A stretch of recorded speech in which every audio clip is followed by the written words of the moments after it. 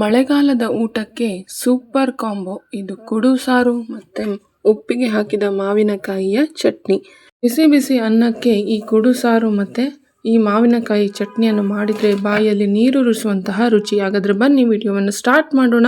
Hello my YouTube family, ಹೇಗಿದ್ದೀರಾ? ನೀವೆಲ್ಲರೂ ಚೆನ್ನಾಗಿದ್ದೀರಾ ಅಂತ ನಾನು ಭಾವಿಸ್ತೀನಿ. ಇವತ್ತು 2 ಸಿಂಪಲ್ ರೆಸಿಪಿಯೊಂದಿಗೆ ಬಂದಿದ್ದೇನೆ. ಸ್ಟಾರ್ಟ್ ಮಾಡೋದಕ್ಕಿಂತ ಮುಂಚೆ ನೀವೇನಾದರೂ ನನ್ನ ವಿಡಿಯೋವನ್ನು ಫಸ್ಟ್ ಟೈಮ್ ನೋಡೋರಾಗಿದ್ದರೆ ನನ್ನ ಈ ವಿಡಿಯೋ ಇಷ್ಟ ಆಗಿದ್ದಲ್ಲಿ ಲೈಕ್, ಶೇರ್ ಮತ್ತು ಸಬ್ಸ್ಕ್ರೈಬ್ ಮಾಡೋದನ್ನು ಮರಿಬೇಡಿ ಫ್ರೆಂಡ್ಸ್. ಹಾಗಾದರೆ ಬನ್ನಿ, ಸಿಂಪಲ್ ಇಂಗ್ರೀಡಿಯೆಂಟ್ಸನ್ನು ಯೂಸ್ ಮಾಡಿ 2 ಸಿಂಪಲ್ ರೆಸಿಪಿಯನ್ನು ಇವತ್ತು ತೋರಿಸ್ಕೊಡ್ಲಿಕ್ಕಿದ್ದೇನೆ. ಕುಡು ಸಾರು ಅಂದರೆ ನಾವು ಹುರುಳಿ ಕಾಳನ್ನು ಬಳಸಿ ಮಾಡುವಂತಹ ಸಾರು. ಇದು ಉಡುಪಿ ಕಡೆಯಲ್ಲಿ ಬ್ರಾಹ್ಮಣರ ಮಾಡುವಂತಹ ಸಾರು. ಇದು ಹೇಗೆ ಮಾಡೋದು ಅಂತ ನೋಡೋಣ. ತುಂಬ ಸಿಂಪಲ್ ಆಗಿ ಮಾಡುವಂಥದ್ದು. ಎಲ್ಲ ಮಸಾಲೆ ಪದಾರ್ಥಗಳನ್ನು ಇವಾಗ ಹುರ್ಕೋಬೇಕಾಗುತ್ತೆ. ಒಂದು ಕಡಾಯಿ ಇಟ್ಕೊಂಡಿದ್ದೀನಿ. ಕಡಾಯಿಗೆ 1 ಚಮಚದಷ್ಟು ಕೊಬ್ಬರಿ ಎಣ್ಣೆ ಹಾಕ್ಕೊಂಡು ಆಮೇಲೆ ಇವೆಲ್ಲ ನಾನೀಗ ತೋರಿಸಿರುವಂತಹ ಎಲ್ಲ ಸಾಮಾನನ್ನು ಇದಕ್ಕೆ ಹಾಕಿಬಿಟ್ಟು ನಾವು ರೋಸ್ಟ್ ಮಾಡಬೇಕು. ಚೆನ್ನಾಗಿ ರೋಸ್ಟ್ ಮಾಡ್ಕೊಳ್ಳಿ. ಇವಾಗ ಇದ್ರ ಜೊತೆಗೆ ಒಂದು ಚಿಕ್ಕ ಗಾತ್ರದಷ್ಟು, ನೋಡಿ ಇಷ್ಟು ಚಿಕ್ಕದಷ್ಟು ಇಂಗನ್ನು ಹಾಕ್ಕೋತಾ ಇದ್ದೀನಿ. ಇಂಗನ್ನು ಕೂಡ ಚೆನ್ನಾಗಿ ಫ್ರೈ ಮಾಡ್ಕೊಬೇಕು. ಇವಾಗ ಇದು ಚೆನ್ನಾಗಿ ಫ್ರೈ ಆಗ್ತಾ ಇದೆ. ಇವಾಗ ಇದಕ್ಕೆ ನಾನು ಚಿಟಿಕೆ ಅರಿಶಿನವನ್ನು ಹಾಕ್ತಾ ಇದ್ದೀನಿ.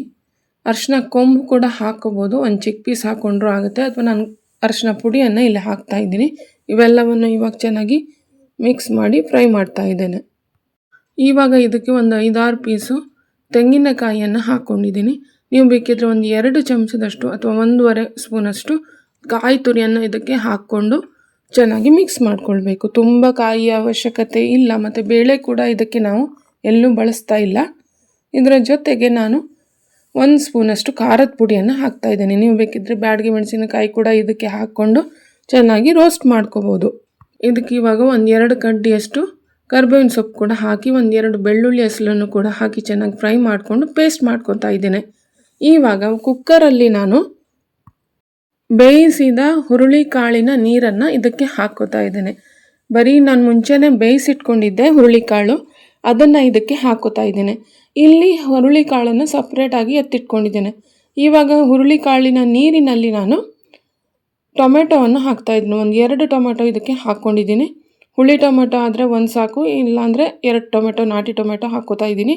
ಇವಾಗ ರುಚಿಗೆ ತಕ್ಕಷ್ಟು ಉಪ್ಪನ್ನು ಹಾಕ್ಕೊಂಡಿದ್ದೇನೆ, ಮತ್ತು ರುಚಿ ಬ್ಯಾಲೆನ್ಸ್ ಆಗೋದಕ್ಕೆ ಒಂದು ಅರ್ಧ ಚಮಚದಷ್ಟು 1 ಚಮಚದಷ್ಟು ಬೆಲ್ಲವನ್ನು ಹಾಕ್ಕೋತಾ ಇದ್ದೀನಿ. ಬೇಕಿದ್ರೆ ಬೆಲ್ಲದ ತುಂಡನ್ನು ಹಾಕ್ಕೋಬೋದು. 2-3 ಹಸಿಮೆಣಸಿನಕಾಯಿನ ಸ್ಲಿಟ್ ಮಾಡಿ ಇಲ್ಲಿ ಹಾಕ್ಕೋತಾ ಇದ್ದೇನೆ. ಅದರ ಜೊತೆಗೆ ನೀರು ತುಂಬ ಕಡಿಮೆ ಇದೆ ಅಲ್ವಾ, ಸ್ವಲ್ಪ ನೀರು ಸಾರು ಅಂದ ಮೇಲೆ ನೀರು ಅಂದರೆ ಸ್ವಲ್ಪ ಜಾಸ್ತಿನೇ ಹಿಡಿಯುತ್ತೆ. ಹಾಗಾಗಿ 1 ಲೋಟದಷ್ಟು ನಾನು ನೀರನ್ನು ಇಲ್ಲಿ ಹಾಕ್ಕೊಂಡಿದ್ದೇನೆ. ಇವಾಗ 1-2 ಕಡ್ಡಿ ಕರಿಬೇವಿನ ಸೊಪ್ಪು ಕೂಡ ಇಲ್ಲಿ ಹಾಕ್ತಾ ಇದ್ದೀನಿ ಹಸಿಯಾಗಿ. ಇವಾಗ ಇದು ಚೆನ್ನಾಗಿ ಕುದೀತಾ ಇದೆ. ಇವಾಗ ನೀವು ಬೇಕಿದ್ರೆ ಆಚೆನೂ ಬೇಯಿಸ್ಬೋದು ಅಥವಾ ಕುಕ್ಕರ್ ಕೂಡ ಇಡ್ಬೋದು. ಕುಕ್ಕರಲ್ಲಿ 1 ವಿಷಲನ್ನು ಹೊಡ್ಸ್ಕೊತಾ ಇದ್ದೀನಿ. ಇವಾಗ ಈ ಹುರಿದಿಟ್ಟಿರುವಂತಹ ಮಸಾಲೆ ಪದಾರ್ಥಗಳೊಟ್ಟಿಗೆ ಮಿಕ್ಸಿಯಲ್ಲಿ ನಾವು ಈ ಬೇಯಿಸಿರುವಂತಹ ಹುರುಳಿ ಕಾಳನ್ನು ಸಮೇತವಾಗಿ ಇದಕ್ಕೆ ಹಾಕಿಬಿಟ್ಟು ನಾವು ರುಬ್ಬಿಕೊಳ್ಬೇಕು. ಮಸಾಲೆಯ ಪದಾರ್ಥಗಳೊಂದಿಗೆ 1 ಕಪ್ಪಷ್ಟು ಹುರುಳಿ ಕಾಳನ್ನು ತೆಗೆದುಕೊಂಡು ಮಸಾಲೆಯೊಂದಿಗೆ ಪೇಸ್ಟ್ ಮಾಡಿಟ್ಕೊಂಡಿದ್ದೇನೆ. ಈ ಕುಕ್ಕರಲ್ಲಿ ಬೇಯಿಸಿರುವಂತಹ ಟೊಮ್ಯಾಟೊ ಜೊತೆಗೆ ರುಬ್ಬಿರುವಂತಹ ಮಸಾಲೆ ಪೇಸ್ಟನ್ನು ನಾವು ಇದಕ್ಕೆ ಹಾಕ್ಕೋಬೇಕು. ಚೆನ್ನಾಗಿ ಮಿಕ್ಸ್ ಮಾಡ್ಕೊಳ್ಳಿ. ಕಾಯಿ ಹಾಕುವಾಗ 1 ಚಮಚ ಅಥವಾ 2 ಚಮಚ ಒಳಗಡೆ ಹಾಕಬೇಕು. ಜಾಸ್ತಿ ಕಾಯಿ ಹಾಕಿದರೆ ತುಂಬಾ ಗಟ್ಟಿಯಾಗುತ್ತೆ ಸಾರು. ರುಚಿಗೆ ತಕ್ಕಷ್ಟು ಉಪ್ಪನ್ನು ಕೂಡ ಹಾಕ್ತಾ ಇದ್ದೇವೆ. ಇದು ಇವಾಗ ಕುದಿಯೋಕ್ಕೆ ಬಿಡೋಣ. ಒಳ್ಳೆಯ ಹುರುಳಿ ಕಾಳಿನ ಫ್ಲೇವರ್ ಬರುತ್ತೆ ಇದಕ್ಕೆ. ಖಂಡಿತ ಒಮ್ಮೆ ಟ್ರೈ ಮಾಡಿ, ತುಂಬ ಹೆಲ್ದಿಯಾಗಿ ಮಾಡುವಂತಹ ಸಾರು. ಇವಾಗ ನೋಡಿ ಚೆನ್ನಾಗಿ ಕುದೀತಾ ಇದೆ. ಇದು ಒಂದು ಒಳ್ಳೆಯ ಒಗ್ಗರಣೆಯನ್ನು ಕೊಟ್ಕೊಳ್ಳೋಣ. ಎಷ್ಟು ಸಿಂಪಲ್ಲಾಗಿ ಮಾಡಿದ್ವಿ ಅಲ್ವಾ. ಇವಾಗ ನೋಡಿ, ಒಂದು ಚಿಕ್ಕ ಕಡಾಯಿ ಪ್ಯಾನಲ್ಲಿ ನಾನು ಕೊಬ್ಬರಿ ಎಣ್ಣೆನ ಹಾಕ್ಕೋತಾ ಇದ್ದೀನಿ. ಇದಕ್ಕೆ ಸಾಸಿವೆ ಚಟಪಟ ಅಂದ ಮೇಲೆ ಕರಿಬೇವಿನ ಸೊಪ್ಪು ಮತ್ತು ಜಜ್ಜಿಕೊಂಡಿರುವಂತಹ ಬೆಳ್ಳುಳ್ಳಿಯನ್ನು ಇದಕ್ಕೆ ಹಾಕ್ಕೋಬೇಕು. ಒಳ್ಳೆ ಘಮ ಬರ್ತಾ ಇದೆ. ಈ ಒಗ್ಗರಣೆಯನ್ನು ಇವಾಗ ಸಾರಿಗೆ ಹಾಕ್ಕೊಳ್ಳೋಣ. ನೋಡಿ ಎಷ್ಟು ಚೆನ್ನಾಗಿ ರೆಡಿಯಾಗಿದೆ. ಇವಾಗ ಮೇಲ್ಗಡೆಯಿಂದ ಕೊತ್ತಂಬರಿ ಸೊಪ್ಪನ್ನು ಹಾಕ್ತಾ ಇದ್ದೀನಿ. ಖಂಡಿತ ಇದನ್ನು ಒಮ್ಮೆ ಟ್ರೈ ಮಾಡ್ತೀರಾ ಅಂತ ನಾನು ಅಂದ್ಕೊಂಡಿದ್ದೀನಿ. ಮತ್ತು ಹೇಗೆ ಬಂತು ಅಂತ ನನಗೆ ಕಮೆಂಟ್ ಮೂಲಕ ತಿಳಿಸಿ. ಇವಾಗ ಇನ್ನೊಂದು ರೆಸಿಪಿ ಕಡೆ ಹೋಗೋಣ. ಉಪ್ಪಿಗೆ ಹಾಕಿರುವಂತಹ ಮಾವಿನಕಾಯಿಯಿಂದ ಒಂದು ಗೊಜ್ಜಿನ ರೆಸಿಪಿ ಆಲ್ರೆಡಿ ನಾನು 1-2 ಬಗೆಯದು ತೋರಿಸಿದ್ದೇನೆ. ನಾನು ಹಾಕಿರೋದು ಬರೀ ಒಂದೇ ಉಳ್ಕೊಂಡಿದೆ, ಅದು ಇವತ್ತನ್ನು ಖಾಲಿ ಮಾಡ್ತಾಯಿದ್ದೀನಿ. ನೋಡಿ, 1 ಮಾವಿನಕಾಯಿಯನ್ನು ತಗೊಂಡಿದ್ದೇನೆ.